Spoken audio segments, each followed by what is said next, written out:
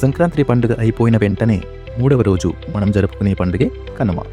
కనుమ అనేది మన వ్యవసాయ జీవన విధానానికి, పశువులకు, ప్రకృతికి అంకితమైన పండుగ. కనుమ అంటే పంటలు పండించడంలో సహకరించిన పశువులకు కృతజ్ఞత చెప్పే రోజు. రైతు జీవితంలో ఎద్దులు, ఆవులు లేకుండా వ్యవసాయం అనేది అసాధ్యం.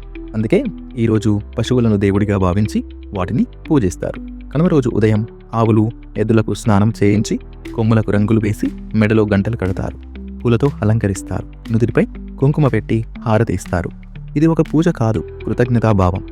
భోగి రోజు పాత చెత్తను అగ్నికి అప్పగిస్తాం. సంక్రాంతి రోజు సూర్యుడికి కృతజ్ఞత చెప్తాం. కనుమ రోజు భూమిని దున్నిన పశువులకు, మన జీవనాధారానికి కృతజ్ఞత చెప్తాం. ఇది మొత్తం ప్రకృతికి, మనిషికి, జీవ జంతువుల మధ్య ఉన్న సమతుల్యతను గుర్తు చేసే పండుగ. కనుమ మనకు చెప్పేది ఒక్కటే: నీకు సహాయం చేసిన ప్రతి జీవిని గౌరవించు. ఈరోజు పశువులు మాత్రమే కాదు, మన జీవితంలో మనకు తోడ్పడిన ప్రతి వ్యక్తి గుర్తుకు రావాలి. అదే కనుమ యొక్క అసలు తత్వం. ఈరోజు యంత్రాల యుగంలో పశువుల విలువ మర్చిపోతున్నాం. కానీ కనుమ మనకు గుర్తు చేస్తుంది మన ఆహారం వెనుక ఉన్న శ్రమను, ప్రకృతితో మన బంధాన్ని, కృతజ్ఞత అనే ధర్మాన్ని. కనుమ అంటే కేవలం పండగ కాదు, ఇది ఒక సంస్కారం, ఒక కృతజ్ఞతాభావం, ఒక సనాతన జీవన తత్వం.